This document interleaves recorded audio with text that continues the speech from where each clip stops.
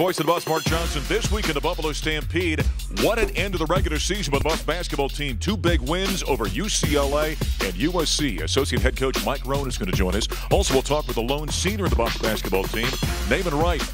And a Buff great is going into the Pac-12 Conference Hall of Honor. We're going to be joined by Lisa Van Goor. And spring bowl just around the corner. Head football coach Mel Tucker is going to join us as well. Coming up right now on the Buffalo Stampede.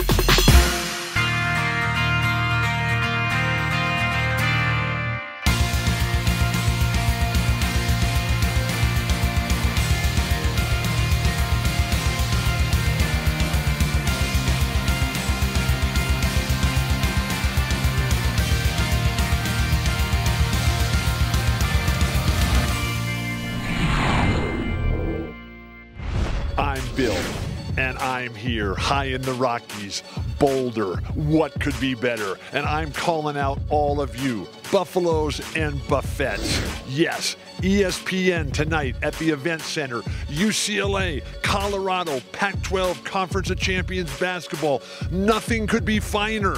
Yes, the fate of the known world is in the balance, but the only way this event is going to happen, the way it should, at a level of perfection beyond description, you have to get here early. The band will be here. This Event Center will be rocking and rolling. You have, though, got to come with your spirit, with your enthusiasm, and your passion for your Buffaloes. There is only one Bill Walton, and I'll tell you what, he can certainly get the students riled up and get a big crowd at the CU Event Center as the Buffs took on UCLA and then USC last weekend. Hi, everybody. Voice of the Buffs, Mark Johnson, associate head coach Mike Rohn joining us. Colorado 8-2 down the stretch, sweeping the LA schools. Bill Walton, hey, he was playing ping pong with you guys. Did you get involved in it? I did not get involved in it, but I saw a little bit of it on Twitter, and it's quite the spectacle. Yeah, it is. Especially when Bill gets involved. Let's just say this. As a ping pong player, he's a really good basketball player. Right? No doubt. No doubt. No doubt about that. Hey, the UCLA game. Let's go back to that one. Certainly a nice win for the Buffaloes, trying to get those last 3, Utah, UCLA, and USC down the stretch. Boy, Tyler Bay was phenomenal in that game. Yeah, he really was, and he's been playing pretty well lately. Yes. So it wasn't just that particular game, but something that we really need out of him, and he's just getting more consistent, and it's really nice to see because we need it down the stretch. Yeah, he had 27 and 15 or 16 rebounds in that ball game. You coach the big guys. What do you see from him in the maturation? Because he was also named, by the way, the most improved player this season in the Pac-12, and I know you're proud of him for that. What did you see from him? Where was he evolving as a player in your mind?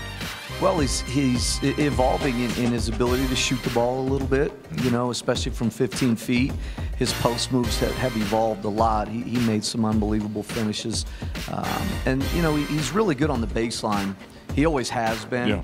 But I just think Tyler's consistency is the thing he's improved the most at, and his defense as well. Yeah, now the Buffaloes get that win over UCLA. I should mention as well, he was also a first-team All-Pac-12. McKinley Wright, a first-team All-Pac-12. Oh, and he was the Player of the Week, was Tyler Bay. The trophy case is getting a little bit filled, by the way. So the Buffs beat UCLA. We'll continue with Mike Rohn in just a moment. Right now, post-game comments from head coach Tad Boyle after the victory over the Bruins.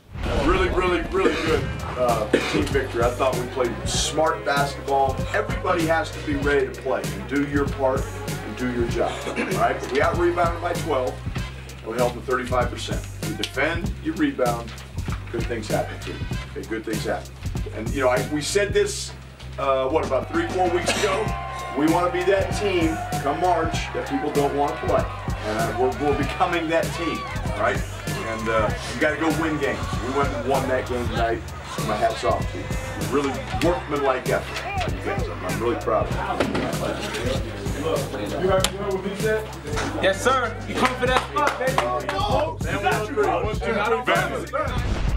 Tad Boyle after the Buffs knocked off UCLA. Then over the weekend, it was a victory over USC. And not the greatest first half for the Buffaloes in that one, Coach, but really down the stretch, I kind of thought Colorado went out and took that game from USC. Yeah, we did. We knew it would be a different type of game than the UCLA game because they're a little better half-court team and a little more physical. And so, you know, I didn't feel like we had a lot of energy in that first half. Yeah. Part of it might have just been the quick turnaround, but they had a quick turnaround as well and had to travel. But when we needed to dig down, we dug down and did what we needed to do. Buffs had 46 points in the paint, plus 18. I thought it was a huge stat in that game, wasn't it? It was, you know, and they played us a lot of zone. I mean, almost, 40 minutes of zone. and it's their best defense. But we were able to pound the ball inside, and we need to. We only took 12 threes, but the guys did a great job of following the game plan, getting it in, and it was a big man game because their big men were playing pretty good too. What a run down the stretch. Colorado finishes of 8-2 down the stretch in the last 10 games, ends up tied for 4th, the number 5 seed as we head to Las Vegas for the Pac-12 Conference Tournament, taking on 12-seeded Cal. You like the draw? You like the way this thing sets up? Yeah, I do. You know, Cal's obviously playing really well right now. You know, won 3 straight? 3 straight, and so it's going to be a challenge. And they know they played well against us in the first game at their place. They made a nice run at us coming back and found maybe some things that they could use against us. So we need to have a good week, and we have. And you know, it's just all about going and winning one game. All right, looking forward to it. Let's go get on the plane. What do you say? You bet. All right, that's Associate Head Coach Mike Rohn. The Buffaloes are the 5 seed in the Pac-12 Conference Tournament in Las Vegas. Coming up next here in the Stampede, we're going to talk to the lone senior on the Buffaloes graduating at big Namon Wright.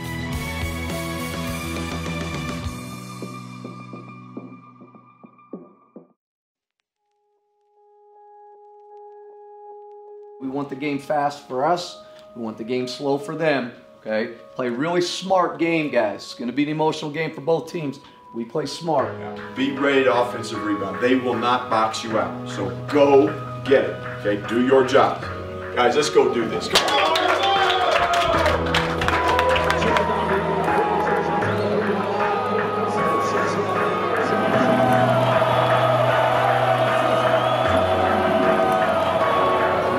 You gotta lead by example. Everybody see you slamming, T-Bay slam the next. Everybody gonna be slamming.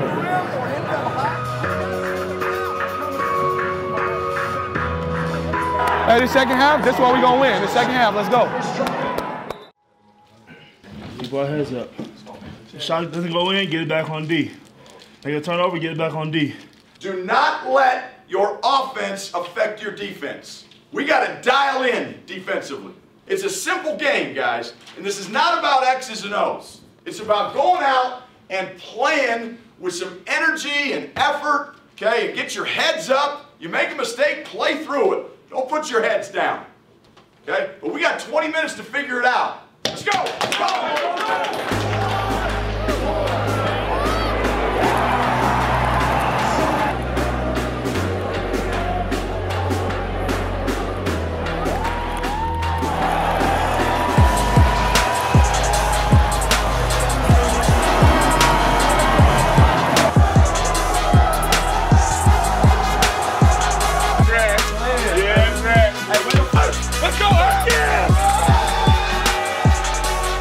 We're down 10, down 7.5, and you guys bowed your backs, and you showed what type of men you are and what type of team you are.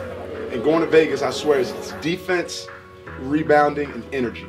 Yep. If you do those 3 things, the offense is going to take care of itself. Family on 3. 1, 2, 3.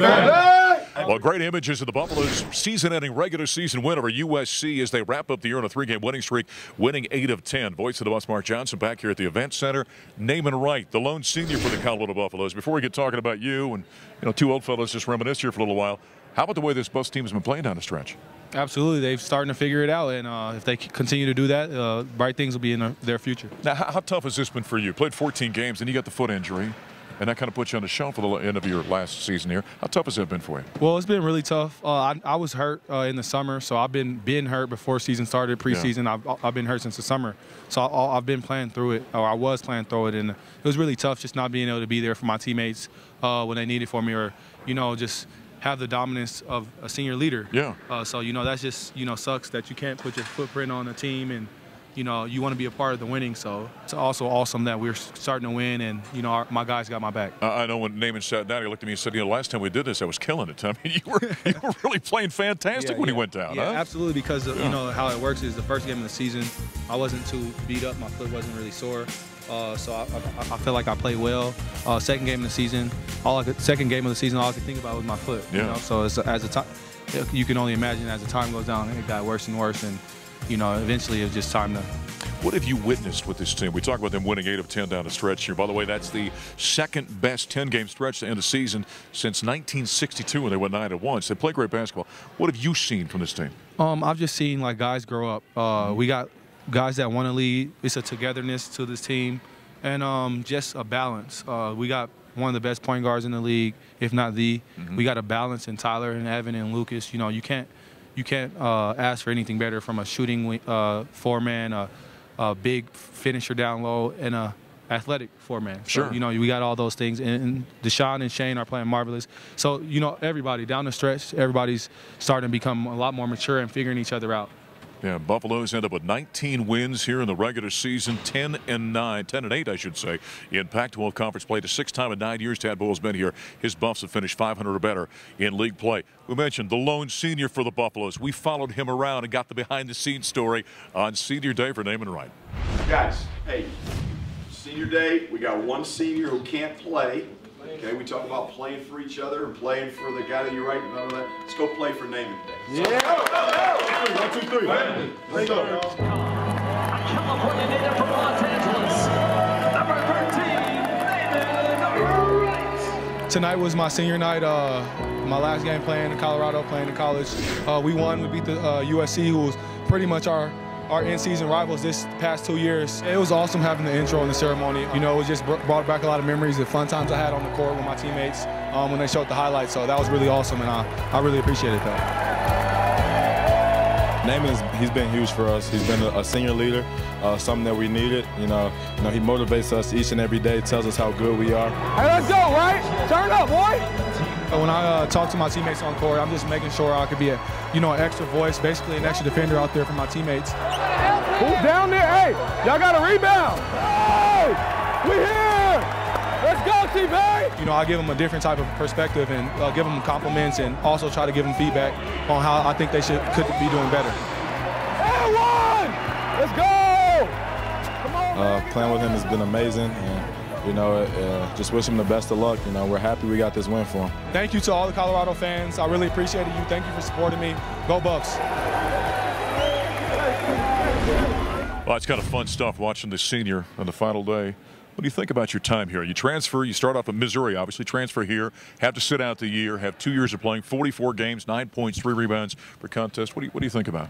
You know, obviously I wanted to have a great senior year. We didn't win. We didn't go to the tournament my first year here, my junior year. So I wanted to, do that. Of course, injuries and whatever stopped me from, being able to really put a footprint on this team. But, it's just fun still seeing what our team is doing and how far they can make it. So I'm really proud of our guys. And, looking forward, that's the only thing I really care about is first getting healthy, but how our guys are doing. If we're winning games, that's what really matters to me. Tad and I talked in the pregame about you a little bit, and he was talking about what a fine young man you are, and he said, sports a lot of times is a cruel teacher. It can teach us lessons about things, and he said, I feel bad for Namon because he's had to learn those lessons, not being able to finish this year out. So you walk out of here, how do you feel about your time at Colorado? Like I said, I'm happy with everything that happened. I wouldn't change anything, but I would have loved to not be hurt my senior year. He's so right, and that's why I try to make sure I tell my younger teammates now is that don't take anything for granted. You could be injured tomorrow, or you can be not healthy tomorrow, or anything could happen tomorrow. So, attack every day, every 24 hours like you mean it. Hey, we have been proud of you being a Buffalo. Congratulations. Let's go to Vegas and make some noise next week. Let's do it. Thank you so much. I appreciate it. All right, that's senior Namon Wright, the lone senior for the Colorado Buffaloes as they wrap up the regular season with a victory over USC. Coming up next here in the Stampede, one of the greats of all time, Lisa Van Goor, is being inducted into the Pac-12 Hall of Honor. And the Buffs great will join us next.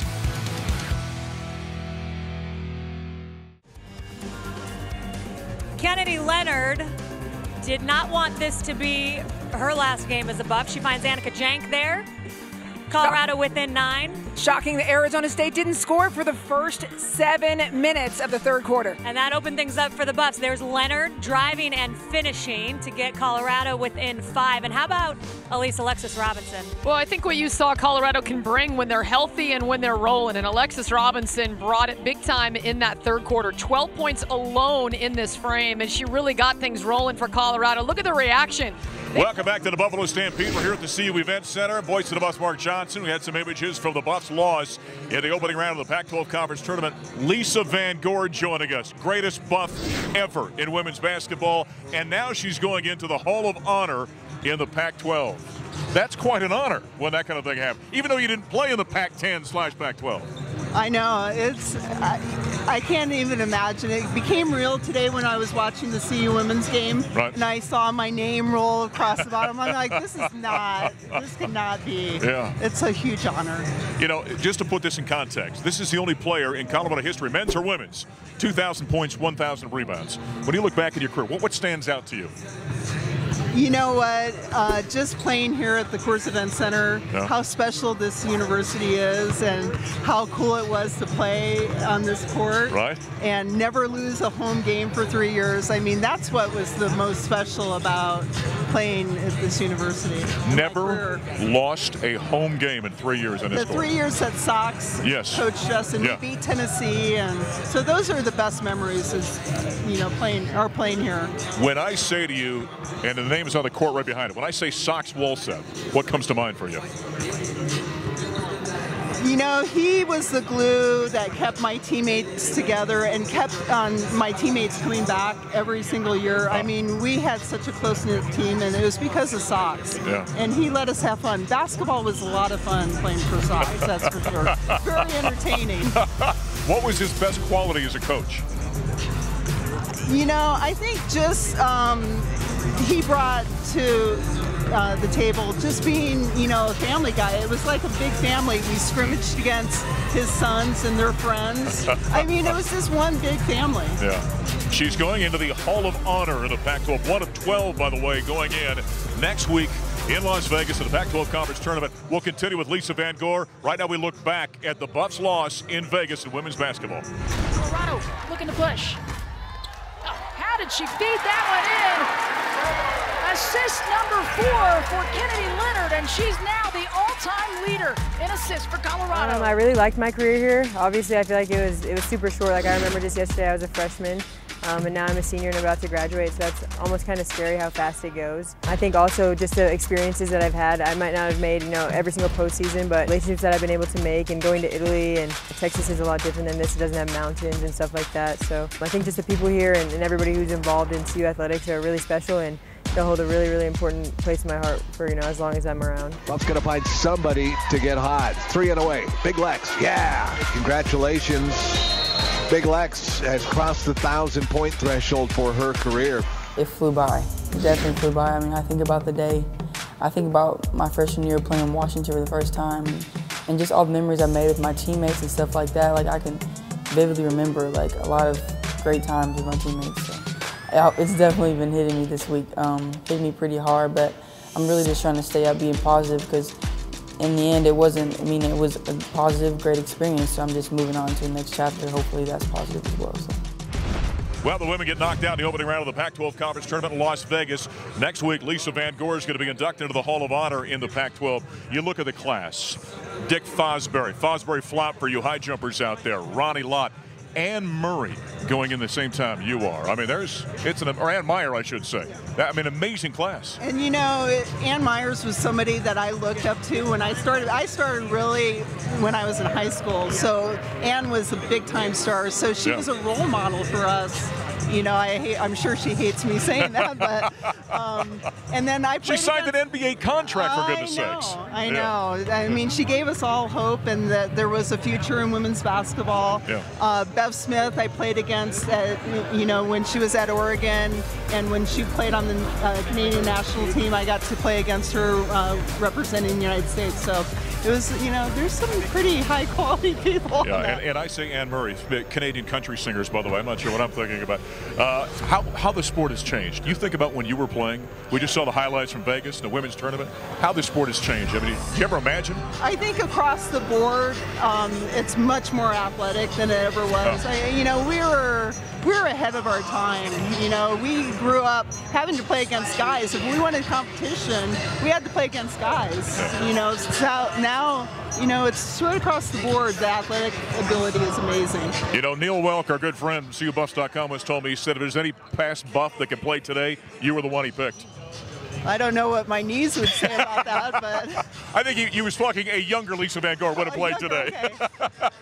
My friend, congratulations. So happy for you. Thank you. All right, Lisa Van Goor. She's going in the Hall of Honor to Pac-12 next week. One of the great Buffs, one of the great college players in women's basketball. Coming up next here in the Buffalo Stampede, spring ball is just around the corner. We're going to be joined by new head football coach Mel Tucker.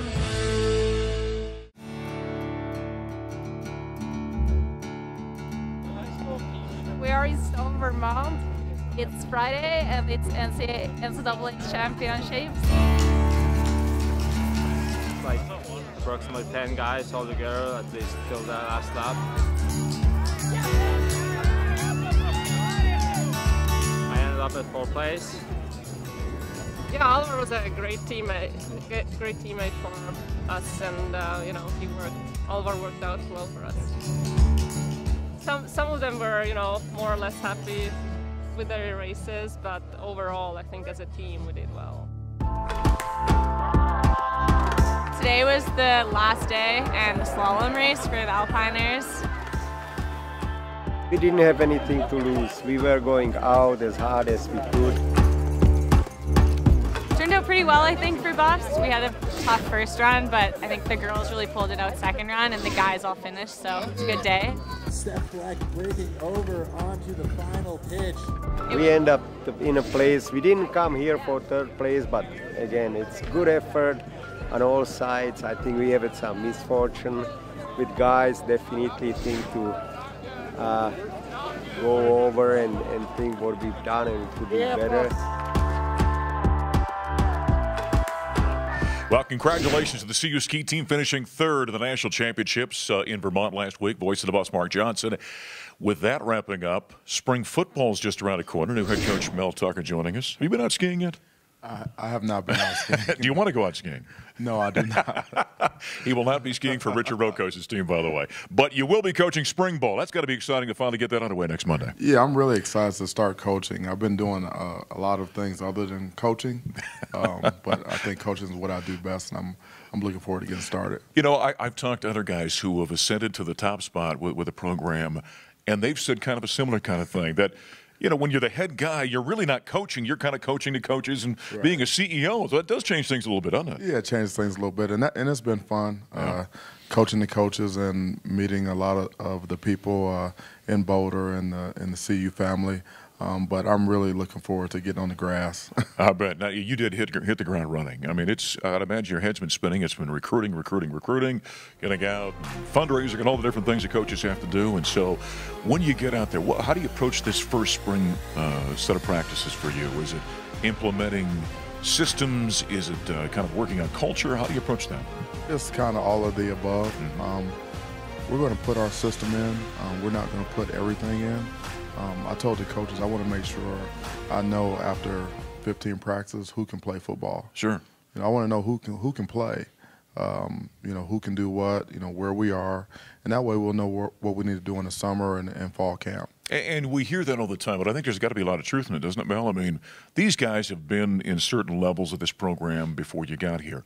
But you really want to start them all on the same level and say, okay, who's going to earn their time, correct? Yeah. Everyone gets a clean slate, and we really want to focus on technique and fundamentals, you know, pad level, you know, playing hard, running to the football, finishing plays, blocking, tackling, you know, the basics of the game. And you bet. And if we can do the basics better than anyone else, we'll have a shot. So the Buffs open up spring ball on March 18th. Some guys that Mel never had a chance to coach. Those were the seniors that are leaving the program. In fact, last week at the indoor practice facility, they were performing for the NFL Scouts in the annual CU Pro Day.